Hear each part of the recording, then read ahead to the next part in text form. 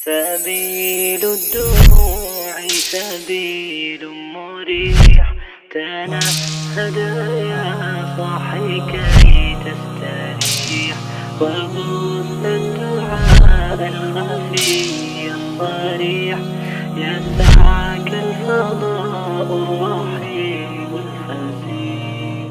بسم اللہ الرحمن الرحیم. علم النحو کا آخری باب ہے خاتمہ، سبق نمبر 5 ہے جو ہم آج پڑھیں گے. دیکھیں اس سے پہلے ہم وہ ساری تفصیل پڑھ چکے ہیں جس میں ہم نے حروف عاملہ پڑھا، اسماء عاملہ پڑھا، افعال عاملہ پڑھا. یہاں سے ہم نے غیر عاملہ جو حروف ہیں وہ پڑھنے ہیں.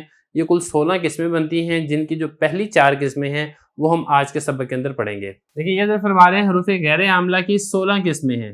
ان 16 قسموں میں سے 4 قسمیں ہم نے آج پڑھنی ہیں: حروف تنبیہ، حروف ایجاب، حروف تفسیر اور حروف مصدر. سب سے پہلے حروف تنبیہ دیکھ لیں.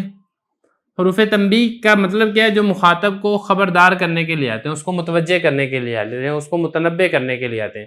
بعض اوقات ایسا ہوتا ہے انسان کسی سے بات کر رہا ہوتا ہے تو اگلا بندہ بے توجہی میں ہوتا ہے، اس کی توجہ نہیں ہوتی، تو اس کو توجہ دلانے کے لیے، اس کو متنبہ کرنے کے لیے، اس کو خبردار کرنے کے لیے یہ حروف استعمال ہوتے ہیں. یا بعض اوقات ایسے ہوتا ہے کہ ہم کوئی بات کر رہے ہوتے ہیں، وہ بات بہت زیادہ اہم ہوتی ہے، تو اس کی اہمیت بتانے کے لیے ہم وہاں پر یہ لفظ شروع کے اندر لے کر آتے ہیں. اب یہ حروف کون سے ہیں؟ اس میں دیکھیں 3 حرف ہیں. ایک ہے الا، دوسری ہے اما اور تیسری ہے ہا. یہ 3 حرف ہیں. جیسا کہ مثال دیکھ لیں آپ، قرآن مجید میں آتا ہے الا انہم هم المفسدون.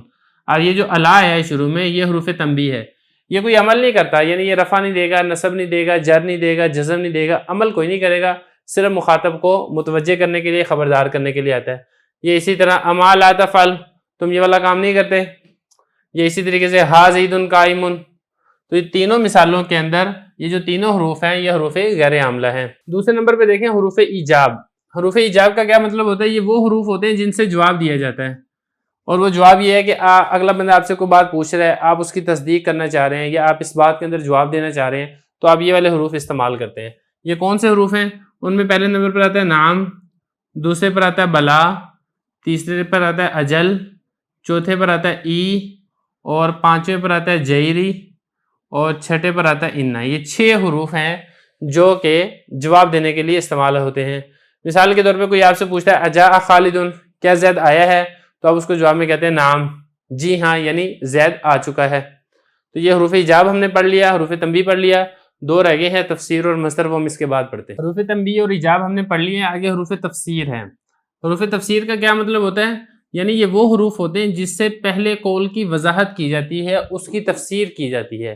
اور عام طور پر جو مفسرین ہیں وہ قرآن مجید کی آیات کی تفسیر کرتے وقت ان حروف کا استعمال کرتے ہیں. ان تفسیر سے پہلے یہ والا حرف لے کر آتے ہیں جس سے واضح ہو جاتا ہے کہ پہلے قرآن مجید کی آیت ہے اور آگے یہاں سے تفسیر شروع ہو رہی ہے.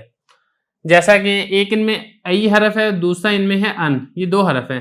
جیسے قرآن مجید میں آتے ہیں نا وَاسْأَلِ الْقَرْيَةَ، بستی سے سوال کرو. اب جب مفسرین اس کی تفسیر کریں گے تو یہ کریں گے ای اہل القریہ.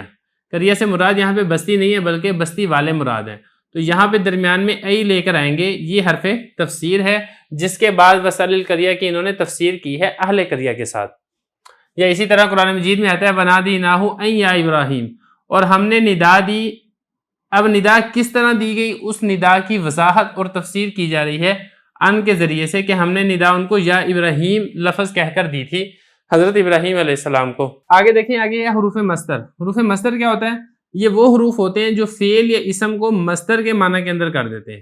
یہ کل 3 حرف ہوتے ہیں. ان میں پہلا ہے میم الف ما، دوسرا ہے حمزہ نون زبر ان، اور تیسرا ہے حمزہ نون زبر انا. یہ 3 حرف ہیں جو کہ بعض اوقات اسم پر داخل ہوتے ہیں، بعض اوقات فعل پر داخل ہوتے ہیں. اور اسم ہو تو اسم کو مصدر کے معنی میں کر دیتے ہیں، فعل ہو تو فعل کو مصدر کے معنی میں کر دیتے ہیں. پھر یہاں پر آپ ایک چیز اور سمجھیں، ما اور ان یہ فعل کو مصدر کے معنی میں کرتے ہیں، اور انا یہ جملہ اسمیہ کو مصدر کے معنی میں کرتا ہے. جیسے قرآن مجید میں اس کی مثال بھی ہے ضاقت علیہم الارض بما رحبت.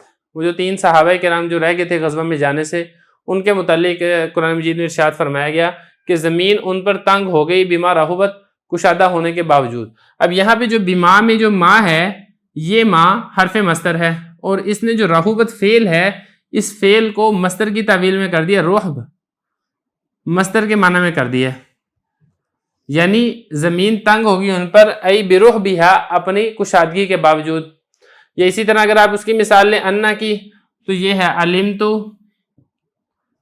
انکا قائمن. اب یہ جو انکا قائمن ہے یہ علمتو انا نے آ کر اس کو قائمن کو انکا علمتو قیامکا کے معنی کے اندر کر دیا ہے. تو یہ 4 چیزیں ہم نے پڑھ لی ہیں، حروف تنبیہ، ایجاب، تفسیر اور مصدر. باقی جو حروف ہیں وہ ہم انشاءاللہ اگلے سبق میں پڑھیں گے.